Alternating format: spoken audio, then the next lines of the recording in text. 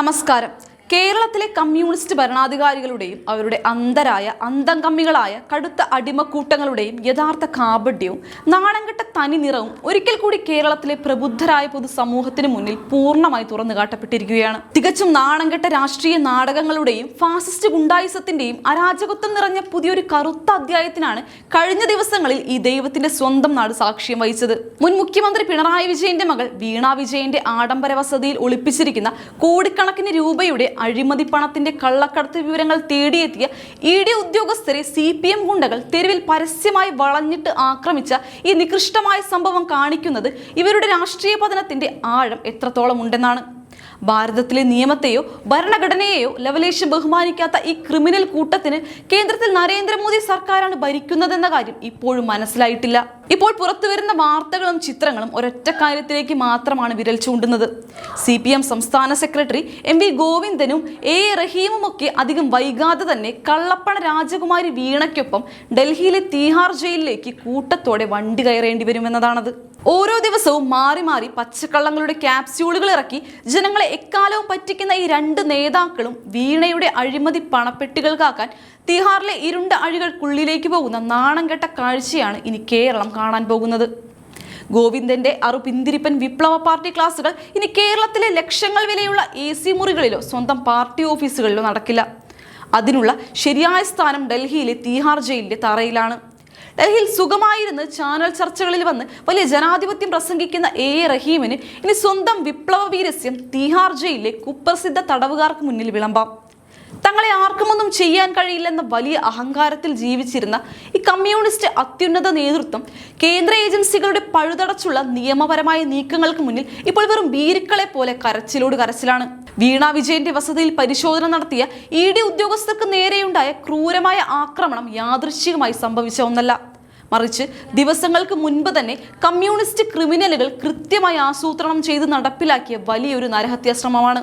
CPM ഉന്നത നേതൃത്വത്തിന്റെ കനത്ത ഗൂഢാലോചനയുടെയും കൃത്യമായ അറിവോടും കൂടിയുള്ള നിർദ്ദേശത്തിന്റെ ഭാഗമായിട്ടാണ് ഈ വധശ്രമം നടന്നതെന്ന് ജാമ്യാപേക്ഷയെ ശക്തമായി എതിർത്തുകൊണ്ട് സമർപ്പിച്ച സത്യവാങ്മൂലത്തിൽ ED കോടതിയിൽ തുറന്നടിച്ചിട്ടുണ്ട്.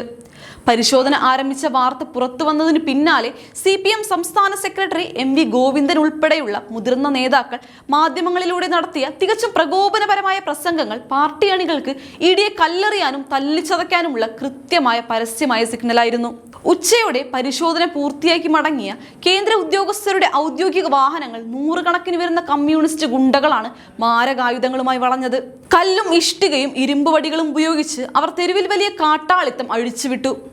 ഈ ക്രൂരമായ ആൾക്കൂട്ട ആക്രമണത്തിൽ രാജ്യത്തിന്റെ സുരക്ഷാ ചുമതലയുള്ള ഒരു CRPF ജവാനും ED ഉദ്യോഗസ്ഥരും ഡ്രൈവർക്കും അതീവ ഗുരുതരമായ രീതിയിൽ പരിക്കേറ്റിട്ടുണ്ട്. കേന്ദ്ര ഉദ്യോഗസ്ഥരെ തെരുവിൽ വകവരുത്തണമെന്ന കൃത്യമായ കൊലപാതക ഉദ്ദേശത്തോടെയായിരുന്നു CPM ഈ ഗുണ്ടായിസം കാണിച്ചത്.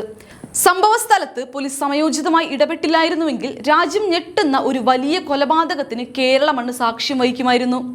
വാഹനങ്ങൾ പൂർണ്ണമായി തകർത്തതിലൂടെ പൊതുമുതലിന് ലക്ഷക്കണക്കിന് രൂപയുടെ വലിയ നാശനഷ്ടമാണ് ഈ പാർട്ടി ഗുണ്ടകൾ വരുത്തിവെച്ചിരിക്കുന്നത്. ഇവർക്കെതിരെ പൊതുമുതൽ നശീകരണ നിയമം ഉൾപ്പെടെയുള്ള കടുത്ത വകുപ്പുകൾ ചുമത്തിക്കഴിഞ്ഞു. കള്ളപ്പണം വെളുപ്പിക്കാനും കരിമണൽ കമ്പനികളിൽ നിന്ന് ലക്ഷങ്ങൾ മാസപ്പടി വാങ്ങാനും അതിനെതിരെ നിയമപരമായ അന്വേഷണം നടത്തുമ്പോൾ കേന്ദ്ര ഉദ്യോഗസ്ഥരെ കല്ലെറിഞ്ഞ് കൊല്ലാൻ നോക്കാനും ഇത് നിങ്ങളുടെ പാർട്ടി അടിമകൾ ഭരിക്കുന്ന സ്റ്റാലിനിസ്റ്റ് രാജ്യമല്ല, ഭാരതമാണ്. ഈ നാടകീയമായ സംഭവ വികാസങ്ങളിൽ ഏറ്റവും വലിയ പുച്ഛം തോന്നുന്നത് LDFന്റെയും UDFന്റെയും അവിശുദ്ധ കൂട്ടുകെട്ട് കാണുമ്പോഴാണ്. മുൻ മുഖ്യമന്ത്രി പിണറായി വിജയന്റെ കുടുംബത്തെയും അഴിമതി പണത്തെയും സംരക്ഷിക്കാൻ CPM തെരുവ് ഗുണ്ടായിസം ഇറക്കിയപ്പോൾ മറുഭാഗത്ത് പുതിയ രാഷ്ട്രീയ സാഹചര്യം മുതലെടുക്കാൻ മുഖ്യമന്ത്രി VD സതീശൻ പോലീസിന് കർശന നിർദ്ദേശം നൽകി വെറുമൊരു നാടകം കളിക്കുകയായിരുന്നു. അഴിമതിയുടെയും കള്ളപ്പണത്തിന്റെയും കാര്യത്തിൽ LDFും UDFും തമ്മിൽ പണ്ടേ അവിശുദ്ധമായ ഒത്തുകളിയാണെന്നത് BJP നിരന്തരം ജനങ്ങളോട് തുറന്നു പറയുന്ന സത്യമാണ്. പരസ്പരം കേസുകൾ ഒതുക്കി തീർക്കുന്ന ഇവർ ഇപ്പോൾ കേന്ദ്ര ഏജൻസികളുടെ ശക്തമായ ഇടപെടലിന് മുന്നിൽ എന്ത് ചെയ്യണമെന്നറിയാതെ തികച്ചും പകച്ചു നിൽക്കുകയാണ്.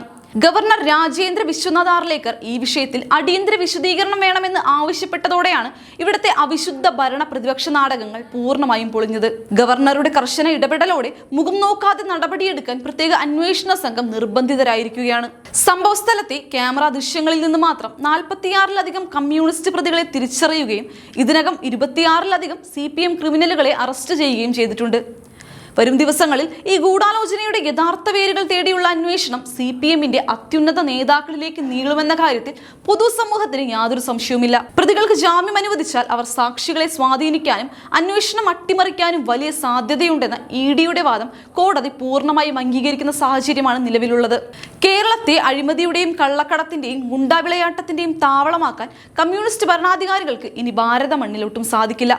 ഇവിടെ വ്യക്തമായ നിയമവ്യവസ്ഥയുണ്ട്. അതിന് മുകളിലല്ല ഒരു കമ്മ്യൂണിസ്റ്റ് പാർട്ടിയും എന്നിവർ മനസ്സിലാക്കണം. ദേശീയ സുരക്ഷയെയും കേന്ദ്ര ഉദ്യോഗസ്ഥരുടെ ജീവനെയും പണയപ്പെടുത്തുന്ന ഇത്തരം സമീപനങ്ങളെ BJP ശക്തമായ ജനകീയ പ്രതിരോധത്തിലൂടെ തകർക്കുക തന്നെ ചെയ്യും. സംസ്ഥാനത്തെ അഴിമതി രാഷ്ട്രീയത്തിന്റെ വേരറുക്കാനും കേരളത്തിൽ തകർന്നു പോയ ക്രമസമാധാനവും നിയമവാഴ്ചയും പൂർണ്ണമായും ഉറപ്പുവരുത്താനുമുള്ള ചുവടുവെപ്പായിട്ടാണ് കേന്ദ്ര ഏജൻസികളുടെ ഈ നീക്കങ്ങളെ കേരളത്തിലെ സാധാരണ ജനങ്ങൾ കാണുന്നത്. സ്വന്തം അണികളെ തെരുവിൽ തള്ളിയിട്ട് സ്വന്തം അഴിമതി പണം സംരക്ഷിക്കാൻ നോക്കുന്ന നേതാക്കളുടെ പഴയ വിരട്ടലൊന്നും മോദി ഭരണത്തിൽ നടപ്പില്ല. കൊള്ളയടിച്ചവർ ആരായാലും, അവർ മുഖ്യമന്ത്രിയുടെ മകളായാലും പാർട്ടി സെക്രട്ടറി ആയാലും കേന്ദ്ര അന്വേഷണത്തിന് മുന്നിൽ മുട്ടുമടക്കേണ്ടി വരും. അധികം വൈകാതെ തന്നെ കള്ളപ്പണ ഇടപാടുകളുടെയും രാജ്യദ്രോഹത്തിന് തുല്യമായ ഉദ്യോഗസ്ഥ അക്രമത്തിന്റെയും പേരിൽ CPM നേതാക്കൾക്ക് തീഹാർ ജയിലിലെ അഴികളെണ്ണേണ്ടി വരുമെന്ന് ഉറപ്പാണ്. ഈ നാണം കെട്ട ജനവിരുദ്ധ ഭരണത്തിൽ നിന്നും കമ്മ്യൂണിസ്റ്റ് അഴിമതിയിൽ നിന്നും കേരളത്തെ രക്ഷിക്കാൻ BJP-യുടെ നേതൃത്വത്തിലുള്ള ശക്തമായ ജനകീയ മുന്നേറ്റം അനിവാര്യമാണ്. അഴിമതിയും ഗുണ്ടായുസവും ഇല്ലാത്ത ഒരു പുതിയ കേരളം കെട്ടിപ്പടുക്കാൻ ദേശീയതയ്ക്കും അഴിമതിരഹിത ഭരണത്തിനുമൊപ്പം കേരളത്തിലെ പ്രബുദ്ധരായ ജനങ്ങൾ ഒറ്റക്കെട്ടായി അണിനിരക്കേണ്ട സന്ദർഭമാണിത്. മാറ്റം അനിവാര്യമാണ്. ഈ കപട വിപ്ലവകാരികളുടെ നാണം കെട്ട മുഖമൂടികൾ നമ്മൾ ജനമധ്യത്തിൽ വലിച്ചു കീറുക തന്നെ ചെയ്യും. വിപ്ലവത്തിന്റെ പേരിൽ ഇത്രയും വലിയ കള്ളപ്പണ വേട്ടയും ഗുണ്ടാവിളയാട്ടവും നടത്തിയ LDF മുന്നണിയെ ജനങ്ങൾ ബാലറ്റ് പെട്ടിയിലൂടെ തൂത്തെറിയുന്ന കാലം വിദൂരമല്ല. ഇനിയെങ്കിലും ഈ നാണംകെട്ട പാർട്ടിയെയും അവരുടെ നേതാക്കളെയും തിരിച്ചറിഞ്ഞ് ജനങ്ങൾ നന്മയുടെയും വികസനത്തിന്റെയും പാതയിലേക്ക് വരണം. കമ്മ്യൂണിസ്റ്റ് അരാജകത്വത്തിനെതിരെ ഭാരതീയ ജനതാ പാർട്ടി നടത്തുന്ന ഈ ധർമ്മയുദ്ധത്തിൽ എല്ലാവരും പങ്കാളികളാവുക. കേരളത്തിലെ ജനങ്ങളുടെ നികുതിപ്പണം കൊള്ളയടിച്ച് സ്വന്തം കുടുംബത്തിന്റെ ആസ്തി വർദ്ധിപ്പിക്കുന്ന ഈ കപട മാർക്സിസ്റ്റ് വഞ്ചകർക്ക് ഇനി ജനങ്ങൾ മാപ്പ് നൽകില്ല.